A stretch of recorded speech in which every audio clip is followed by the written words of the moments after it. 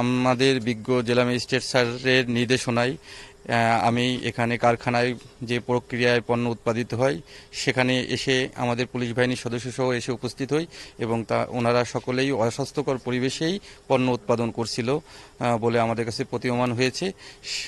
এছাড়াও ওনার পরিবেশের ছাড়পত্র ছিল, সেটা নবায়ন করেনি, এটা একটা বিষয়। আর হচ্ছে উনি যে সকল পণ্য উৎপাদনের জন্য পরিবেশ অধিদপ্তর থেকে ছাড়পত্র নিয়েছিলেন তার বাইরে অননুমোদিত কিছু পণ্য উৎপাদন করেছেন। এই সার্বিক বিষয় বিবেচনা করে তার স্বীকারোক্তি নেওয়া হয়েছে এবং উনি স্বপ্রণোদিত হয়ে কারো বিনা প্ররোচনায় স্বীকারোক্তি প্রদান করেছেন। সেই আঙ্গিকে আমরা ওনাকে 50,000 টাকা জরিমানা করেছি। ভোক্তা অধিকার সংরক্ষণ আইনের 2009-এর অধীনে আমরা ওনার জরিমানা করেছি। উনি অনেকগুলা আইনে ভায়োলেট করেছে, কিন্তু আমাদের প্রসিকিউটর যিনি ছিলেন মানে বিএসটিআই আমাদের এখানে নেই, সে কারণে আমরা যে আইনের আওতায় পড়েছে ভোক্তা অধিকার সংরক্ষণ আইন, এই আইনের অধীনেই আমরা ওনাকে। বিষয়টা হচ্ছে যে কোনো আইনের একই অপরাধ পুনরায় করলে তার জন্য শাস্তির বিভিন্ন ক্যাটাগরাইজড করা আছে, এক এক আইনে এক এক রকম বিধান আছে। তো সেক্ষেত্রে আমরা যে সকল শর্তাবলীর ব্যত্যয় ঘটেছে সে সকল শর্তাবলী যথাযথভাবে প্রতিপালনের জন্য আমরা বলেছি এবং উনি বলেছেন যে পরিবেশ অধিদপ্তরের যে ছাড়পত্রের নবায়ন করার বিষয়টা উনি করবেন অতি দ্রুত এবং উনি অননুমোদিত যে পণ্যগুলো উৎপাদন করছেন অনুমোদনবিহীন এরকম কোনো পণ্য উৎপাদন করবেন না।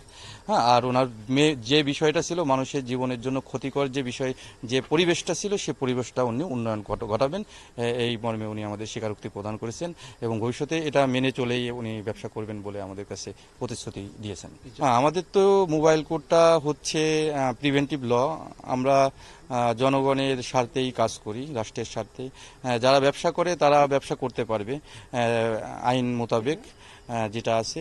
আমাদের তো এটা চলমান প্রক্রিয়া, সব জায়গায় আমরা যখনই এ বিষয়ে আমাদের মোবাইল কোর্টের তফসিলভুক্ত আইনে কোনো ব্যত্যয় ঘটে দেখি, সেই আইনে লঙ্ঘিত হয় বা আমরা সেটা আমলে নিতে পারি, তখনই আমরা ঘটনাস্থলে তাৎক্ষণিকভাবে গিয়ে তাদের স্বীকারোক্তি এবং প্রমাণক সহ আমরা তার সামনে জিজ্ঞাসাবাদ করি মোবাইল কোর্টের প্রসিডার অনুযায়ী।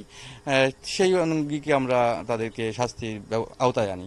এখানে চিপস চানাচুর করি, মুড়ি করি আর রোবট করি। এগুলো কোথায় বিক্রি করেন? বলা সদরে বিক্রি করি।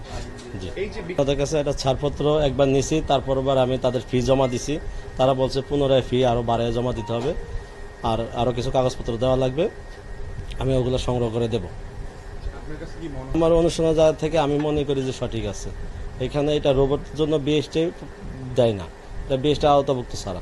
এখন প্রক্রিয়াধীন আছে, আর আমি চেষ্টা করতেছি এটা প্রক্রিয়াধীন নেওয়ার জন্য, বিএসটি থেকে কোনো কাগজপত্র ছাড়পত্র নেওয়ার জন্য। আর বাকি কাগজপত্র আমার চিপস চানাচুর, ঝালমুড়ি, এগুলো আমার বিএসটি কাগজপত্র আছে। আমাকে জরিমানা করা হয়েছে আমার যে রোবট আছে, রোবটটার প্রক্রিয়াধীন কাগজপত্র আছে। আমার ভবিষ্যতে আমার যেসব পেপারস আছে ওগুলা করবো, আর রোবটের যেই কাগজপত্র আছে ওটা 100% আমি নেব। এইভাবে নিয়ে আমারটা আমি 100% করে আমি ব্যবসা প্রতিষ্ঠান চালু থাকবে ইনশাল্লাহ। এটা আমরা তো ওনার অপরাধের কারণেই ওনার ছাড়পত্র যেটা নবায়ন এটাকে আমরা স্থগিত রেখেছি এবং ওনার আবেদনটা আমরা রিজেক্ট করে দিয়েছি। পরবর্তী সময় যদি ওনার এই রিজেক্ট উনি ফার্দার কোনো স্টেপ না নেয়, প্রয়োজনীয় কাগজপত্র সংগ্রহ না করে, আবেদন না করে, আমরা ওনার ছাড়পত্রটা বাতিল করে আইনের কাছে সুপর্দ করব। ছাড়পত্র নেওয়া হয়েছে যে কন্ডিশন, যে বিনিয়োগ দেখায় ছাড়পত্র নেওয়া হয়েছে, ওনার বিনিয়োগ পরিমাণ বৃদ্ধি হয়েছে এবং যেসব প্রোডাক্ট উৎপাদন করার কথা, এই উৎপাদন করার যেগুলো আছে এর বাইরেও অনেক প্রোডাক্ট উৎপন্ন করেছে, যে কারণে এটা হয়েছে। এটা আমাদের আজকে প্রসিকিউশন আমরা দিতে পারিনি, এই কারণে উনি যে অপরাধটা করেছে এটা ধারাটা মোবাইল কোড, আপনারা জানেন মোবাইল কোড অধ্যাদেশে এটা 2 বছর কারাদণ্ড এবং 2 লক্ষ টাকা অর্থদণ্ড এর বেশি, কিন্তু ওনার যে অপরাধটা করেছে এটা 2 বছরের বেশি কারাদণ্ড ওনার হয়, যে কারণে এটা মোবাইল কোড অধ্যাদেশে আমরা অন্তর্ভুক্ত করতে পারি না বা এই আইনে আমরা পানিশমেন্টের ব্যবস্থা করতে পারি না। ওনার অপরাধটা বড় হওয়ার কারণে মোবাইল কোডে এটা অন্তর্ভুক্ত করা সম্ভব হয় না।